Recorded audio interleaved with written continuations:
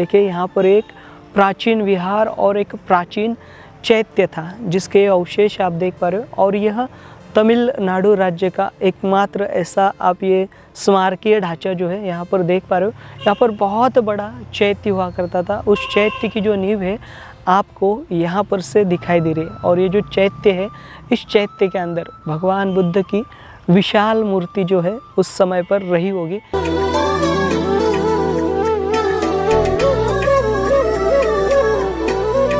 सुप्पबुद्धं पबुज्जन्ति सदा गौतमा सावका एसं दिवाचरतोच निच्चं बुद्धगता सती।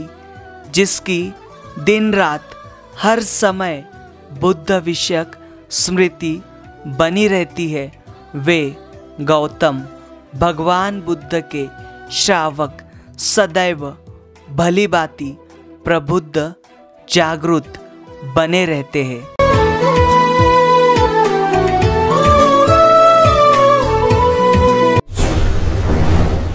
स्वागत है आपका बोधिसत्व के मीलों मील की ऐतिहासिक यात्रा में, जो आपको वैभव संपन्न अतीत से परिचय कराती है। आज तक इस चैनल के माध्यम से आपको दक्षिण भारत के तमिलनाडु, पौंडीचेरी और केरल राज्य में स्थित भगवान बुद्ध की मूर्तियाँ सड़क, खेत, बाजार, बस्तियों और मंदिरों में रखी हुई दिखाई है, जो लगभग 10वीं से 12वीं सदी की थी। लेकिन अब तक आपको दक्षिण भारत का कोई भी ईंटों का स्मारक हमने नहीं दिखाया है, अपितु आपने नहीं देखा होगा।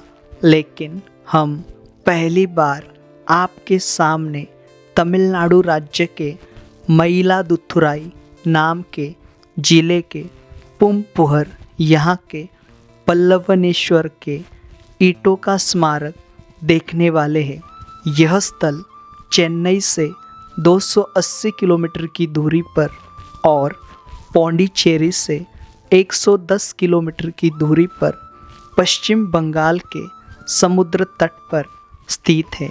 यह पुमपुहर चोल और संगम काल के दौरान तमिलनाडु राज्य के कोरोमंडल तट में फूलते फैलते बंदरगाहों में से एक था। हम आए हुए हैं तमिलनाडु राज्य के पुमपुहर यहाँ के पुरातन स्थली पर, जिसका नाम है पल्लवनेश्वर। देखिए यहाँ पर एक प्राचीन विहार और एक प्राचीन चैत्य था जिसके अवशेष आप देख पा रहे हो। और यह तमिलनाडु राज्य का एकमात्र ऐसा आप ये स्मारकीय ढांचा जो है यहाँ पर देख पा रहे हो। यहाँ पर बहुत बड़ा चैत्य हुआ करता था। उस चैत्य की जो नींव है आपको यहाँ पर से दिखाई दे रही है। और ये जो चैत्य है, इस चैत्य के अंदर भगवान बुद्ध की विशाल मूर्ति जो है उस समय पर रही होगी। यहाँ पर देखिए कई सारे पुरातात्विक जो साक्ष्य है यहाँ पर से पाए गए, यानी यहाँ पर से कई प्रकार के मृद भांड, कई प्रकार की मूर्तियाँ। और यहाँ पर से सबसे खास जो है यहाँ पर एक जो भगवान बुद्ध के जो पादुका है वो मिले हैं, मतलब यानी भगवान बुद्ध के जो पद चिन्ह है वह यहाँ पर से बरामद किए गए, जो कि यहीं पर पास में एक संग्रहालय बनाया गया और इस संग्रहालय में जो है रखा गया। ये विहार है और विहार के स्ट्रक्चर देख पा रहे हो। यहाँ पर ये आप खोलिया देख पा रहे हो। आमतौर पर ये जो विहार है यह पुरातन है बहुत ज़्यादा। यहाँ पर देखिए चोला समय में यहाँ पर ये जो स्मारक है, स्मारक का जो निर्माण कार्य है वो किया गया है, ऐसी जानकारी प्राप्त होती है। या फिर यह उससे भी प्राचीनतम रहेगा, क्योंकि यहाँ पर ये जो ईंटें देख पा रहे हैं और इन ईंटों का जो मलबा देख पा रहे हैं वो बहुत ही जाड़ा है और बहुत ही मोटा है। यहाँ पर ये जो स्मारक है यहाँ पर उत्खनन लगभग देखिए 1930 के आसपास किया गया था। और उस उत्खनन में से यहाँ पर जो पूरे स्मारकीय ढांचे जो है वो सामने आए थे। और यहाँ पर देखिए जो नागपट्टिनम जो ज़िला है, इस ज़िले में आमतौर पर कई सारी ब्रॉन्ज की मूर्तियाँ और कई सारे भगवान बुद्ध के जो शिल्प है बड़े पैमाने में पाए गए हैं। और आज भी यहाँ पर मतलब ये पूरा जो क्षेत्र है पल्लवनेश्वरम नाम का जो ये यहाँ का जो मंदिर है, इस मतलब ये जो एरिया है, इस एरिया में आमतौर पर यह पुरातन स्थली जो है तमिलनाडु राज्य की सबसे महत्वपूर्ण स्थली में से एक है, क्योंकि यहाँ पर जो अवशेष पाए गए हैं वो आमतौर पर दूसरे जगहों पर नहीं देखे जा सकते या फिर हम देख नहीं पाते। तो यहाँ पर उस समय पर बड़े पैमाने में बौद्ध भिक्खु और जो भिक्खुनियाँ हैं वे वास किया करती होंगी।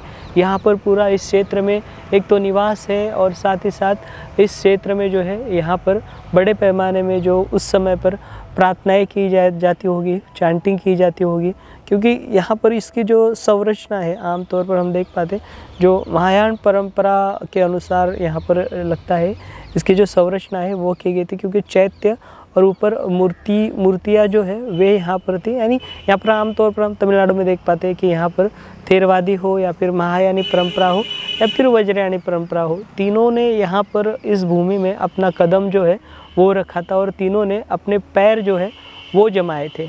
उसके साक्ष्य आज भी इन स्मारकों के प्रतिरूप हमें दिखाई देते हैं।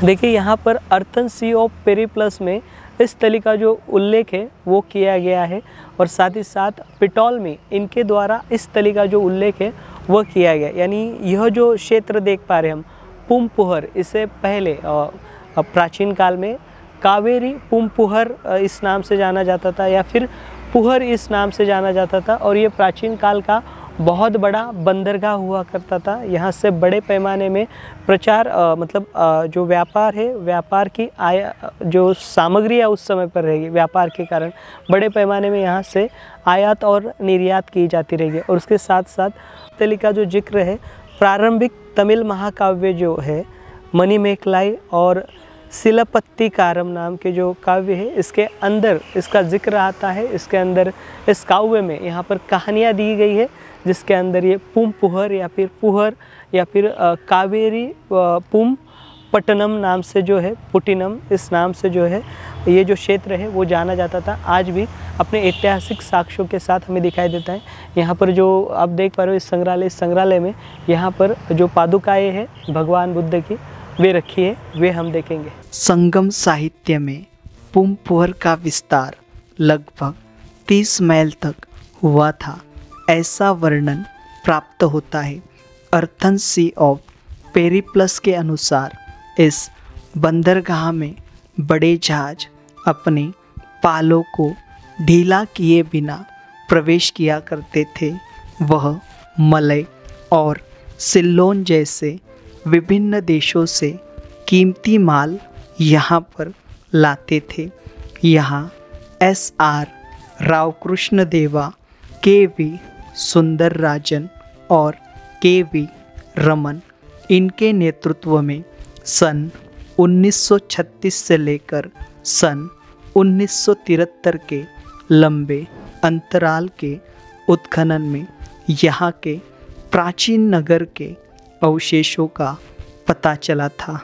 इस क्षेत्र की खुदाई के दौरान किलायूर में ईंट निर्मित घाट, बनवरी में सुंदर ईंट अग्रभग और पल्लवनेश्वर का यह बौद्ध विहार, ऐसे 3 महत्वपूर्ण स्थल खोजे गए थे। पल्लवनेश्वरम का यह स्मारक 2 महत्वपूर्ण अवधि में निर्माण किया गया है।